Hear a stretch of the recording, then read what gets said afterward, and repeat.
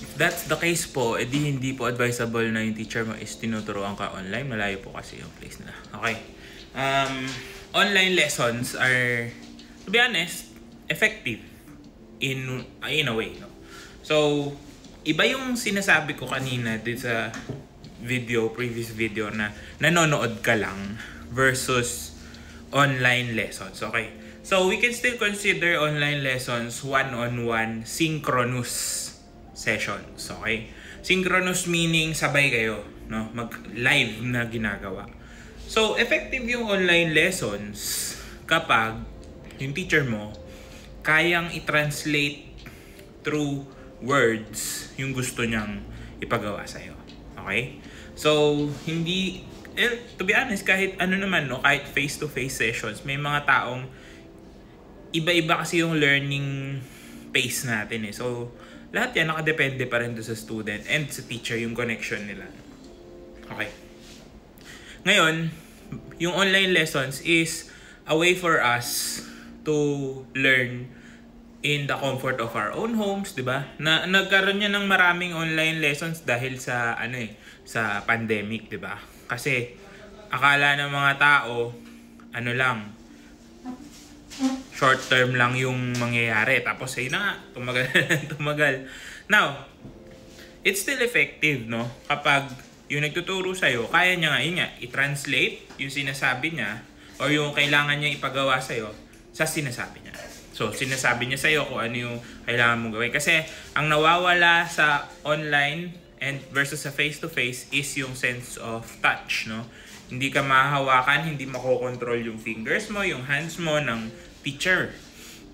Pero, if they can communicate clearly kung ano yung sinasabi niya, doon mo malalaman, doon mo maiintindihan. That's why it's important na kaya niya i-translate. May mga teachers kasi na more hands-on sila, no? Kailangan pakita nila yung feeling ng kamay, ganyan, maiparamdam nila doon sa student. Meron din namang kayang magsabi ng kailangan. So ako, based sa experience ko, no, I've been teaching online since 2019. Actually, bago pa mag-pandemic, may mga nagpapaturo na sa akin sa malalayong lugar, no. So, based sa experience ko, halos same lang din yung pace.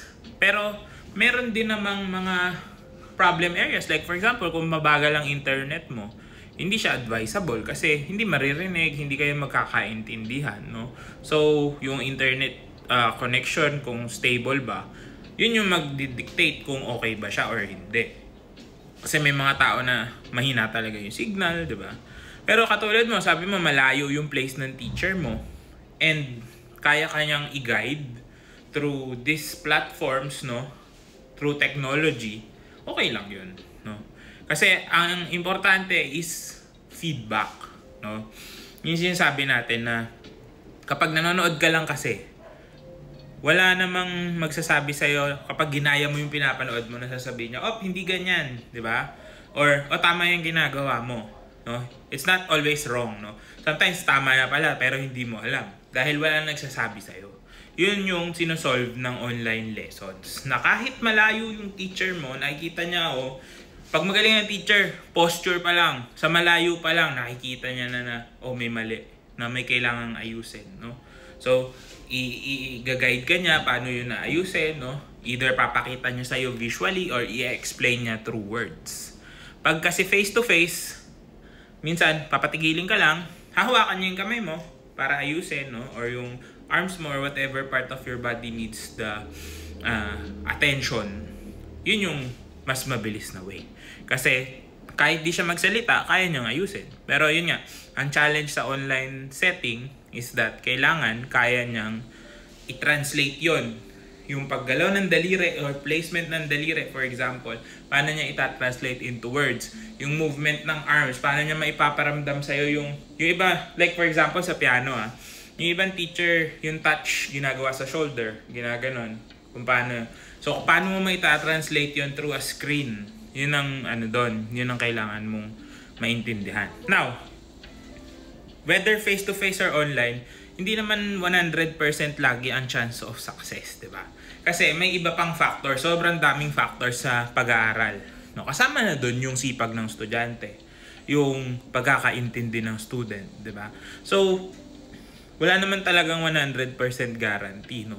Kahit mag face-to-face ka, no? I had students online na, hindi talaga kaya. So, they stop. I also had students face-to-face na hindi nila maintindihan or hindi kami magkaroon ng, hindi kami makausad for some reason, one way or another, kung ano man yon. So, hindi lahat nagsasucceed, no? Yung iba, ayaw din na lang talaga nila, no? Parang ay, mahirap pala to, ganyan. Either way, no? Face-to-face or online. May mga ganun pa rin cases. So, ang maganda lang is we have the opportunity to use technology to connect people, diba? So, I had students sa Canada, sa Japan, sa UK, sa Taguig, sa Marikina, diba? Pero I've been doing it dito lang sa studio ko sa Imus. So, kahit malayo kayo, I still have students sa QC, diba? Kahit malayo, natuturuan at natututukan pa din, no? So, it's the same instruction, almost the same. Yun lang, may konting variation lang sa pagpapaintindi, okay? Because we lose the sense of touch when you are on an online basis. Pero, aside doon, kung kaya mong i-interpret yon, it's still a good option. Lalo na kung wala talaga, kung very limited. Nasa liblib na lugar ka o kaya sa lugar mo, ikaw lang talaga yung marunong mag-violin or may interest mag-violin and you can't go to one place or another, yun talaga yung option, no? So, I'm not saying na hindi okay ang online. I never said that, okay?